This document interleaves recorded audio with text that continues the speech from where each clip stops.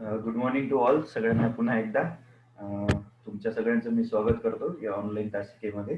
आपले मधले लेक्चर जे आहेत त्या मधल्या लेक्चर्सच्या या संपूर्ण कालखंडामध्ये आपण फ्रेंच रिव्हॉल्युशनच्या संदर्भामध्ये चर्चा करत होतो आणि ही चर्चा जी आहे ती अधिक सकस पद्धतीने आता आपण पुढे नेतोय. मागल्या काही लेक्चर्समध्ये आपण फ्रेंच रिव्हॉल्युशनच्या संपूर्ण घटनाक्रमाच्या आधीची कारण मीमांसा करतोय की कशा पद्धतीने त्या क्रांतीला इथे जे प्रबल मिळालेलं आहे, जो अग्नी मिळालेला आहे, त्याच्या मागचे कारण काय आहेत नेमकी? तर आपण त्यापैकी राजकीय कारणे बघितलेली आहेत. त्यानंतर एकूणच सामाजिक कारणे आपण बघितलेली आहेत. तर त्याच्या पुढच्या कारणाकडे तुम्हाला वळवायचं आहे. ते एक रिवाइज म्हणून मी तुम्हाला एक पीपीटी दाखवतोय. ती पीपीटी जी आहे ती तुम्हाला थोडक्यात रिवाइज करेल आणि चांगल्या पद्धतीने ती रिवाइज करेल. तर मी माझी जी स्क्रीन जी आहे ती तुम्हाला शेअर करतोय. ही पीपीटी जी आहे ती तुम्ही लक्षपूर्वक बघा म्हणजे तुम्हाला सगळी आयडिया येईल. मी माझा व्हिडिओ ऑफ करतोय आणि पीपीटी शेअर करतोय.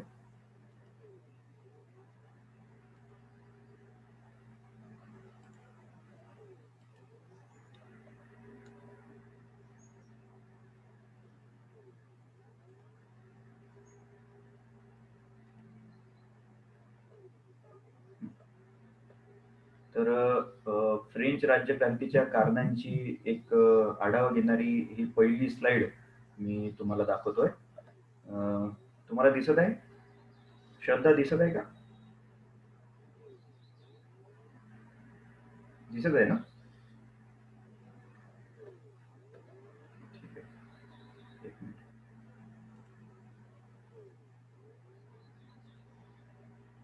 हा, मला ऐकून आलं. श्रद्धा दिसत आहे का? अनम्यूट करू शकते तू स्वतःला.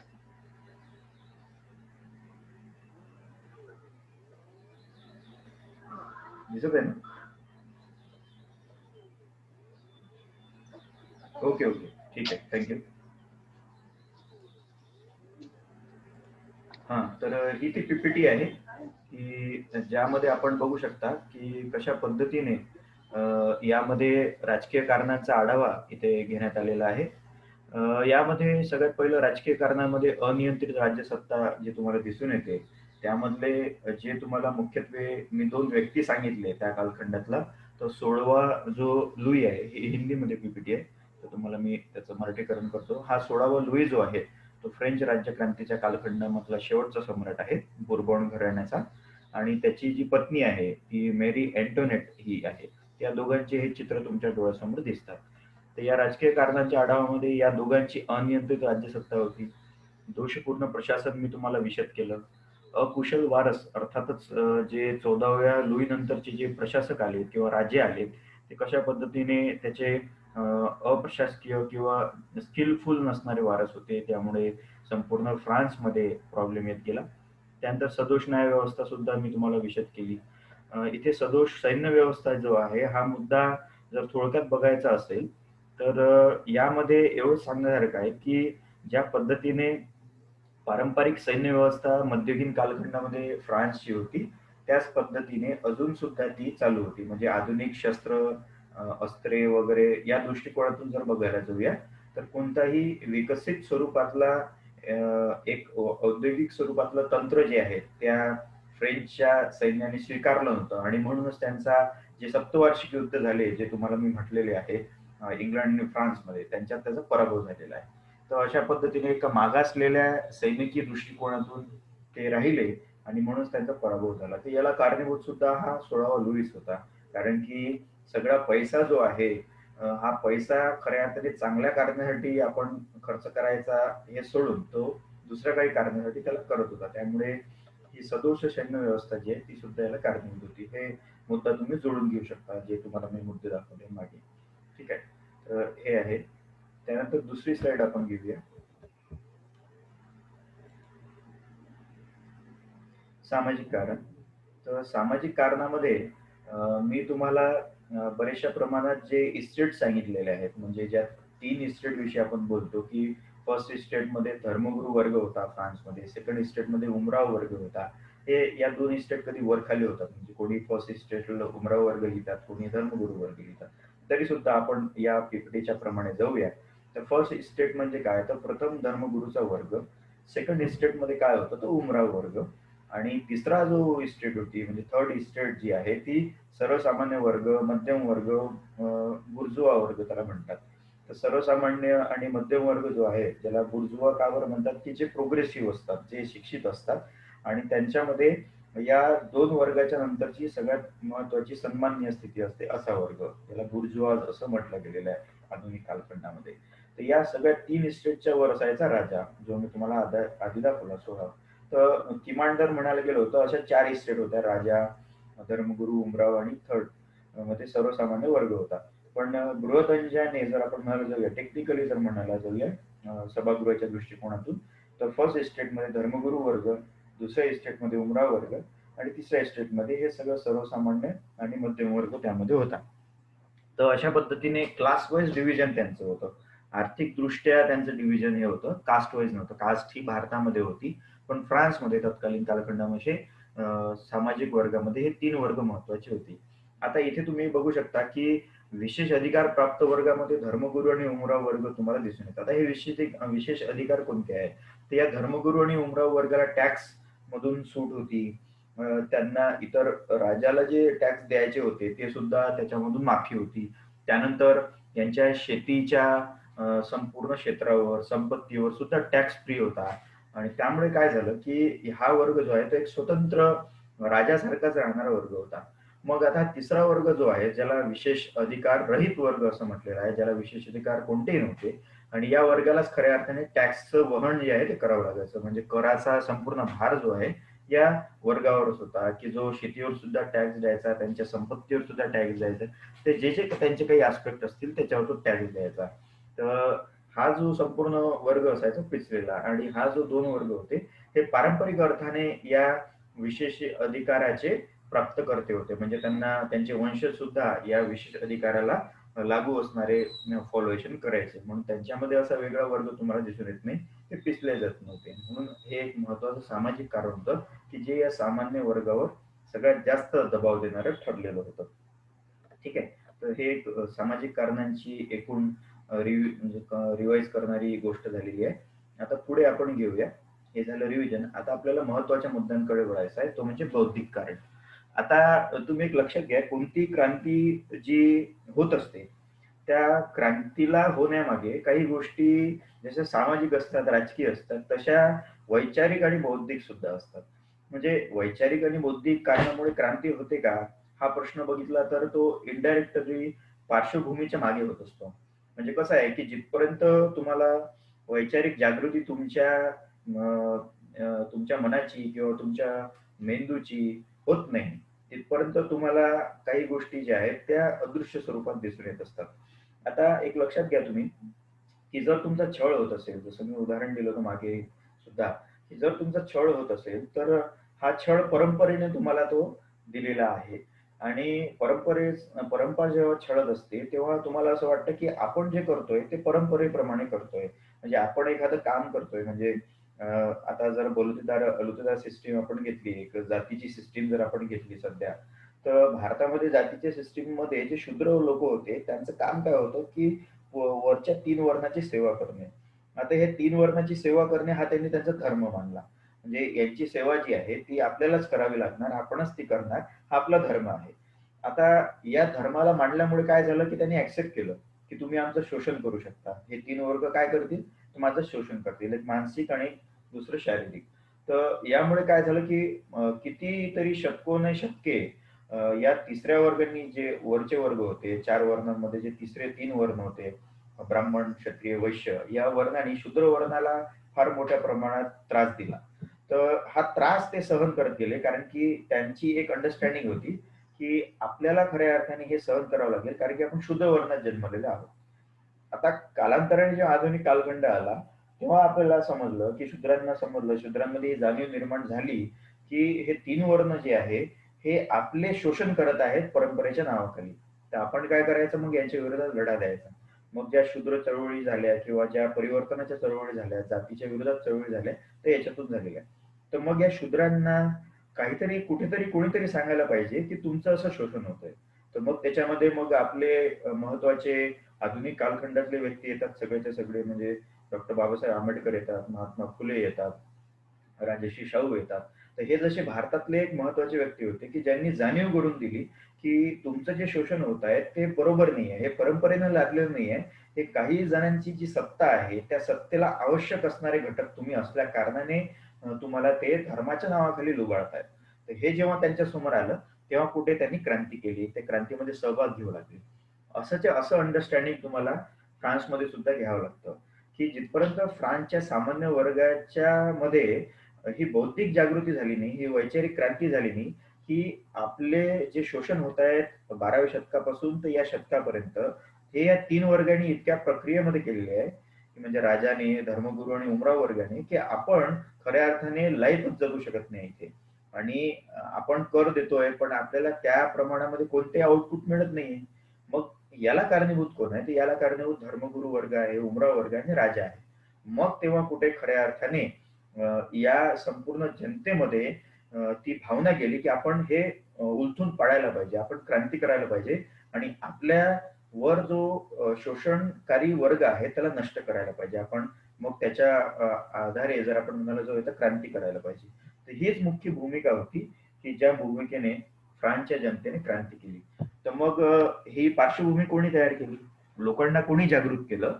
तर फ्रान्समध्ये काही महत्वाचे 4 व्यक्ती होते, की ज्यांचं नाव सातत्याने घेतलं जातं या वैचारिक जागृतीसाठी. त्यामधलं पहिलं जे महत्वाचं कार्य आहे, ते म्हणजे व्हॉल्टेअरचं. आता मी व्हॉल्टेअरकडे येणार. तर त्याचं पूर्ण नाव फ्रान्सुआ द व्हॉल्टेअर असं त्याचं पूर्ण नाव आहे आणि ब्रीफली त्याला व्हॉल्टेअरच म्हणतात. तर हा व्हॉल्टेअर जो आहे, हा फ्रान्समध्ये कोणत्या कालखंडामध्ये होऊन गेला? तर 1694 ते 1778 साली तो होऊन गेलेला तुम्हाला दिसून येतो. 1694-1778 हा कालखंड लक्षात घ्या तुम्ही. तर या कालखंडामध्ये व्हॉल्टेअरची वैचारिक जागृती कशा थ्रू झाली? तर त्याने काही ग्रंथ लिहिले होते.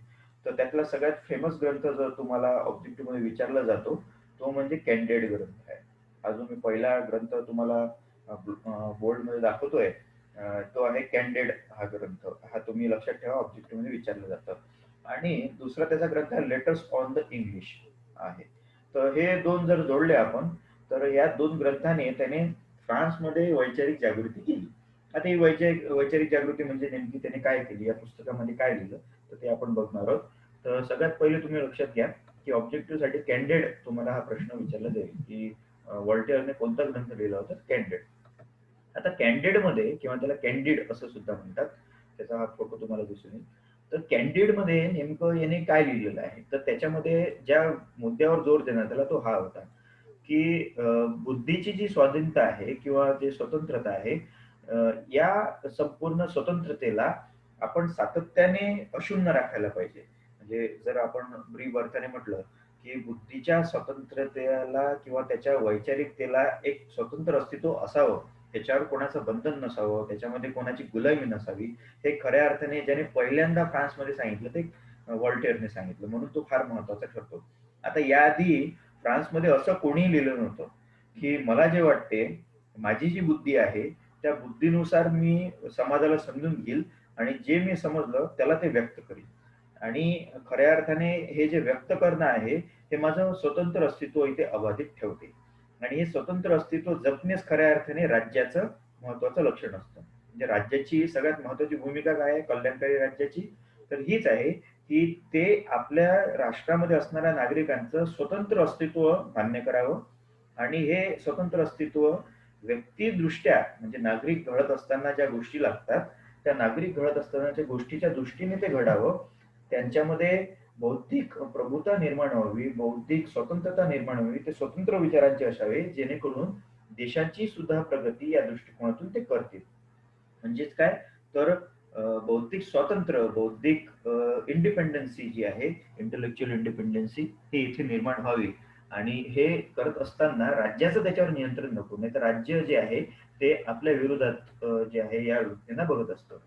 तर ही त्याची खऱ्या अर्थाने मांडणी होती, की नागरिक आणि मनुष्य किंवा जो राज्यामधला नागरिक असतो त्याचं स्वतंत्र अस्तित्व राज्याने मान्य करावं आणि हेच स्वतंत्र अस्तित्व त्याने विकसित करण्यासाठी राज्याने कार्य करावं, हे महत्वाचं स्टेटमेंट त्यांनी या कॅन्डिडेटमध्ये दिलेलं होतं.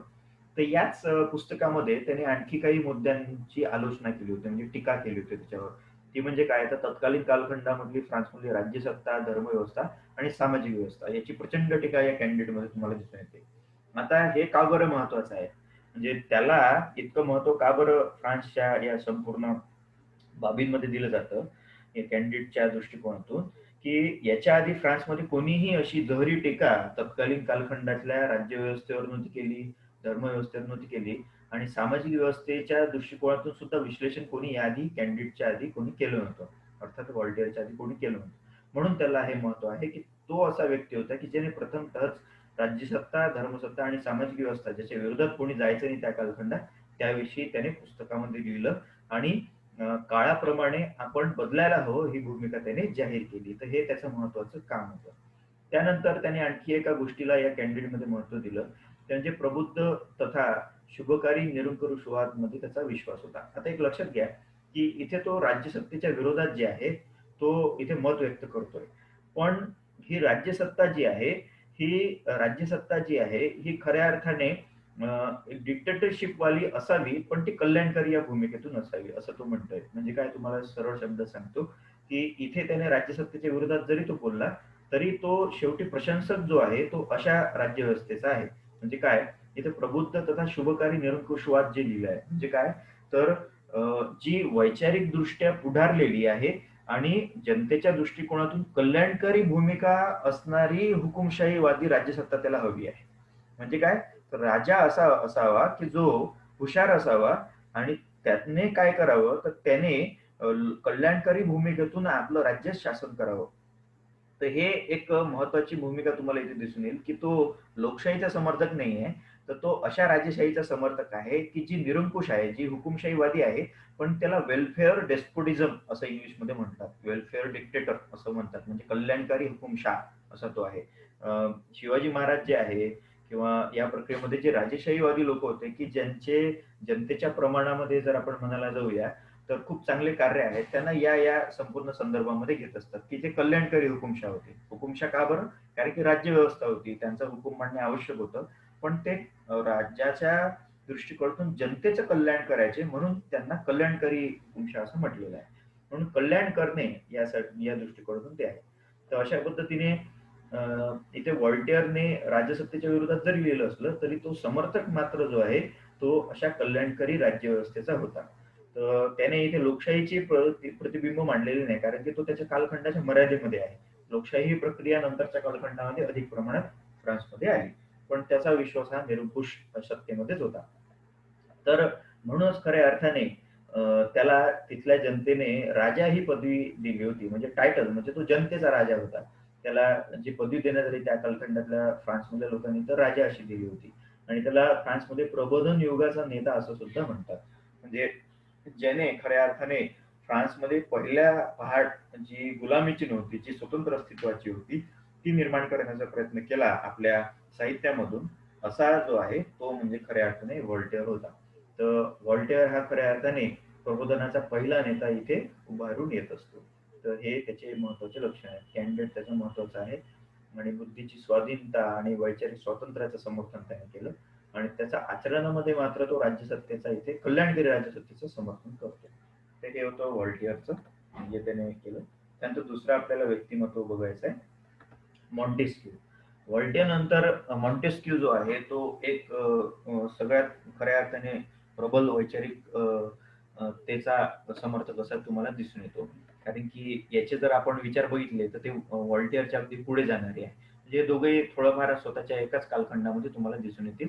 तर मॉन्टेस्क्यू हा कोणत्या कालखंडामध्ये होता, तर 1689 ते 1755 या कालखंडामध्ये तुम्हाला तो दिसून येतो. म्हणजे व्हॉल्टेअरच्या पुढची स्टेप जी आहे ती मॉन्टेस्क्यूने घेतली. तर या मॉन्टेस्क्यूचा सगळ्यात महत्वाचा ग्रंथ जो आहे तो सातत्याने ऑब्जेक्टिव्ह मध्ये विचारला जातो, तो आहे the spirit of laws. Montesquieu the spirit of laws हे तुम्ही पाठच करून ठेवा. व्हॉल्टेअरचा कॅन्डिड आणि मॉन्टेस्क्यूचा द स्पिरिट ऑफ लॉज हे आहे. ठीक आहे, तर हा तो ग्रंथ आहे. त्यानंतर आणखी एक ग्रंथ आहे पर्सियन लेटर्स इत्यादी त्याचे ग्रंथ आहे. पण सगळ्यात महत्वाचा म्हणजे सगळ्यात फेमस जर आपण म्हणाला जो या मॉन्टेस्क्यूचा ग्रंथ आहे the spirit of lodge.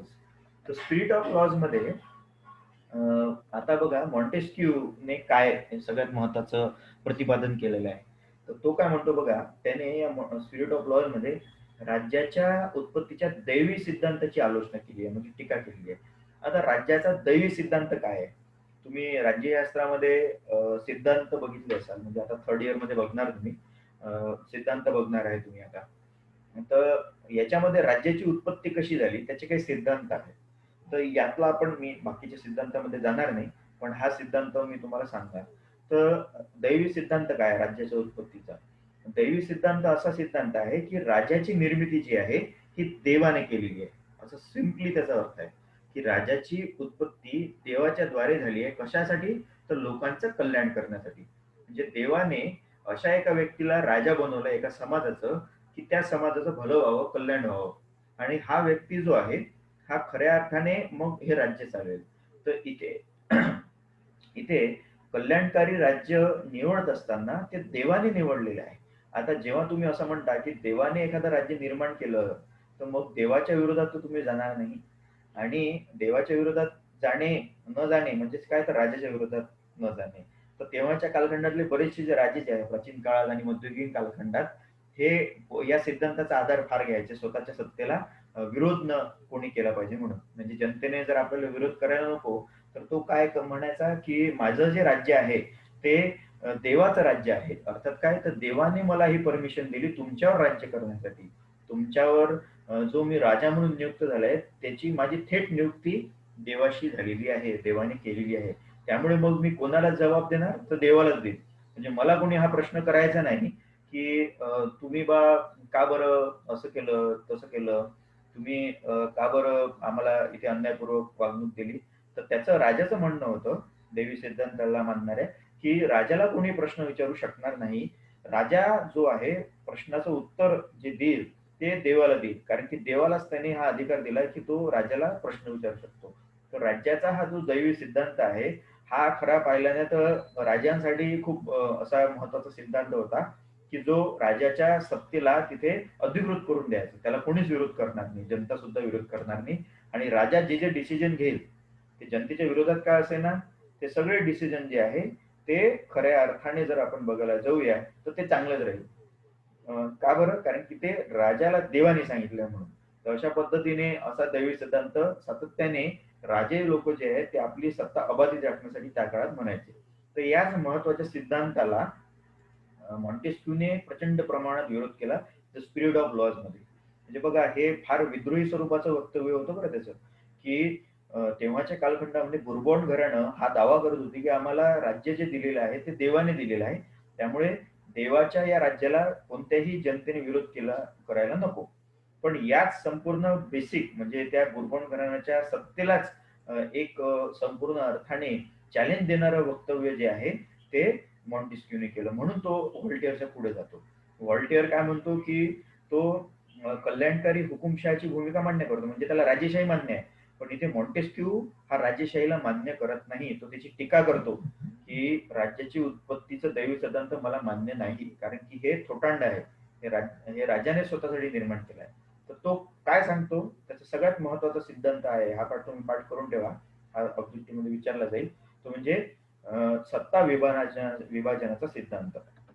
The spirit of lodge मध्ये त्याने ज्या पद्धतीने राज्याच्या दैवी सिद्धांताला महत्वाची टीका केली, त्याचबरोबर त्याने या राज्याच्या एकूण प्रक्रियेमध्ये ते राज्य कसं चालणार याविषयी एक ऑप्शन दिलेला आहे. ते म्हणजे राज्याचा सत्ता विभाजनाचा सिद्धांत. राज्य सत्ता विभाजनाचा सिद्धांत म्हणून तो प्रसिद्ध आहे. आता हे पहिल्यांदा त्याने आपल्या या ग्रंथामध्ये नमूद केलं. आता सत्ता विभाजनाचा सिद्धांत म्हणजे काय, तर हाच आहे की दैवी सिद्धांतामध्ये राजाला सगळे अधिकार असतात. तर आता जेव्हा दैवी सिद्धांत जेव्हा आपण नाकारू, तेव्हा राजाची जी सत्ता आहे ती विभाजित असावी असं त्याने म्हटलेलं आहे. तर ही विभाजित कोणामध्ये असावी, तर ती विभाजित असावी त्याच्या खाली असणाऱ्या सरदारामध्ये, त्याच्या नंतरच्या असणाऱ्या प्रशासनामध्ये, आणि मुख्यत्वे करून या सत्तेमध्ये लोकांचा सहभाग जास्त असावा. म्हणून लोकनियुक्त असणाऱ्या राजाला खऱ्या अर्थाने राज्य करण्याचा अधिकार तो म्हणतोय. तर राजाला आधीच्या कालखंडामध्ये जे प्रचंड अधिकार होते, म्हणजे तो संपूर्ण प्रशासनाचा अधिकारी होता, तो संपूर्ण राज्याचा अधिकारी होता, तो न्यायाधीश पण होता, म्हणजे सर्वोच्च प्रमुख, सर्वोच्च सेनापती, सर्वोच्च न्यायाधीश सगळं त्याच्याकडे होतं, त्याच्या विरोधात कोणी जाऊ शकत नव्हतं. तर या सगळ्या दृष्टिकोनातून जर बघायला जाऊया तर सत्ता फक्त राजाजवळच होती. तर या सत्तेला त्याने विभाजित करावं. या विभाजनामध्ये काय लिहिलेलं आहे, तर या सत्तेला विभाजित करावं. मग इथे काय येईल, तर सध्या भारताचं उदाहरण मी घेईल. तर आपली जी राज्याची सरकार आहे किंवा भारताची सरकार आहे, ही कोणती सरकार आहे? ही लोकशाही सरकार आहे. म्हणजे या सरकारची नियुक्ती कोणी केलेली आहे? निवडणुकीच्या आधारे भारतीय नागरिकांनी केलेली आहे. तर इथे सत्ता जी आहे ते भारतीय लोकांच्या हातात आहे. मात्र या सत्तेचे सुद्धा विभाजन केलेले आहे. म्हणजे जे सरकार निवडून देतो आपण, त्या सरकारचे विभाजन करण्यात आले. तर सगळ्यात पहिले जे मंत्रिमंडळ असतं त्यांच्या हाती सत्ता असते. त्यांच्यावर नियंत्रण कोणाचं असतं? संसदेचं. संसदेला सुद्धा सत्ता दिलेली आहे. तिसरी सत्ता जी आहे दिलेली आहे ती आहे न्यायालयाला. तर अशा पद्धतीने हे काय आहे? हे सत्तेचं विभाजन आहे. म्हणजे कोणतीही एखादी संस्था म्हणजे सरकार, मंत्रिमंडळ किंवा न्यायव्यवस्था किंवा संसद हे एकमेकांवर नियंत्रण ठेवू शकणार नाही. हे पॅरलली सगळे गव्हर्निंग करते आणि लोककल्याणाची भूमिका बजावतील. पण याच्यात जर आपण म्हणायला जाऊया की पंतप्रधानाला आपण सगळी सत्ता देऊन दिली, तर पंतप्रधान काय करेल? तर पंतप्रधान जो आहे तो संसदेला मांडणार नाही, तो कायद्याच्या आधारे न्यायव्यवस्थेला सुद्धा मांडणार नाही. म्हणून काय होईल की पंतप्रधान हा सर्वोच्च सत्ता प्राप्त असा व्यक्ती राहील. म्हणून अशा वेळी काय होईल की लोककल्याणाची भूमिका ही कमी जाऊ शकते. म्हणूनच मग इथे मॉन्टेस्क्यूने तत्कालीन कालखंडाचा संदर्भ घेता सत्ता विभाजनाचा सिद्धांत मांडला, की ज्यामध्ये राजाची सत्ता ही 3-4 वर्गाच्या हाती एकवटली जाईल. ती राजाच्या हाती न असता इतर वर्गामध्ये सुद्धा त्याचा समावेश राहील, जेणेकरून निरंकुश शासन पद्धती जी आहे ती खऱ्या अर्थाने इथे राबवता येणार नाही. मग त्याचा सरसकट अर्थ काय आहे सत्ता विभाजन सिद्धांताचा? तर संविधानिक राजतंत्र. संविधानिक राजतंत्र म्हणजे काय? लोकशाही किंवा संसदीय राजेशाही जी इंग्लंडमध्ये आपण बघतो. इंग्लंडमध्ये कोणती राजेशाही आहे? तर संसदीय राजेशाही आपण म्हणतो किंवा संसदीय लोकशाही सुद्धा तिथे आहे. राजेशाही तिला नावापुरती आहे. संसदीय लोकशाही सुद्धा तिथे आहेच. म्हणजे संसदीय लोकशाहीच मुख्यत्वे आहे, पण तिथे राजा आहे. आपले राष्ट्रपती आहेत, तर तिथे राजा आहे. तर ही संविधानिक राजतंत्रामध्ये त्याचा विश्वास होता, म्हणून त्याने सत्ता विभाजनाचा सिद्धांत इथे मांडलेला तुम्हाला दिसून येतो. ते संविधानिक राजतंत्र काय आहे? तर संसद जे आहे तिथे कायदे करेल आणि हे कायद्याची घोषणा जी आहे तो राजाच करू शकतो, बाकी कोणीही करणार नाही. अशा अर्थाने संसदेचं नियंत्रण या राजावर राहील, असं मॉन्टेस्क्यू आपल्या या द स्पिरिट ऑफ लॉज ग्रंथामध्ये मांडतो. आणि हे सगळ्यात मोठं क्रांतिकारी लेखन त्याचं झालेलं आहे. म्हणून मॉन्टेस्क्यूला खूप जबरदस्त पद्धतीने लोक तिथे मांडत होते. कारण की इनडायरेक्टली त्याने कशाचा खऱ्या अर्थाने पुरस्कार केलाय? तर संविधानिक लोकशाहीचाच त्याने पुरस्कार केलाय. संविधानिक जी राजतंत्र असतं ते कशावर चालतं? तर ते संसदेवर चालतं. त्याची एक घटना राहते, जशी आपली घटना आहे, राज्यघटना आहे ना आपली, तर त्या राज्यघटनेच्या नुसार मग खऱ्या अर्थाने संसद चालते, संसद कायदे करते आणि ते मग खऱ्या अर्थाने राष्ट्रपतीकडे पाठवते सहीसाठी भारतीय दृष्टिकोनातून. तर इथे काय होईल? तर फ्रान्समध्ये तत्कालीन कालखंडामध्ये जी एकूण राज्याची सत्ता होती अनिर्बंध, त्याला कुठेतरी तडा बसेल. लोकांची मिळून एक संसद तयार होईल. ते स्वतःची एक राज्यघटना निर्माण करतील आणि या राज्यघटनेच्या दृष्टिकोनातून लोकशाही पद्धतीने राजाला ते सगळे निर्णय स्वतःचे घ्यावे लागतील. म्हणजे राजावर संसदेचं नियंत्रण जाईल, याच्यावर त्याचा विश्वास होता. म्हणजे हे सगळं जे तुम्हाला मी सांगितलं ते सगळं द स्पिरिट ऑफ लॉज मध्ये आहे. तर अशा पद्धतीने मॉन्टेस्क्यू हा खऱ्या अर्थाने बौद्धिक दृष्टिकोनातून हा व्हॉल्टेअरच्या पुढची एक प्रतिक्रिया किंवा प्रतिमा गाठताना तुम्हाला दिसून येतो. आता यामुळे काय झालं की फ्रान्स मधल्या जनतेला आणखी एक वेगळं विचारसरणी जी आहे ती ओळखायला मिळाली. अरे असं सुद्धा होऊ शकतं, असं सुद्धा आहे. म्हणून फ्रान्सची जनता जी आहे ती या दृष्टिकोनातून सुद्धा आता विचार करायला प्रवण झाली. तर हे त्याचं कार्य होतं की त्याने राजाच्या सत्तेला इथे किमान अर्थाने टीका केली होती आणि संविधानिक प्रक्रियेला महत्व दिलं होतं. तर हे त्याचं आहे. आपल्या या पहिल्या सेशनचे 2 मिनिटं राहिले आहे, तर मी इथे स्टॉप करतो. सेकंड सेशन जे आहे ते लगेच चालू होते 5 मिनिटांमध्ये. ठीक आहे. तर इथे हे पहिलं सेशन मी एंड करतोय. दुसऱ्या सेशनला पुन्हा तुम्ही रिजॉईन व्हा 5 मिनिटात.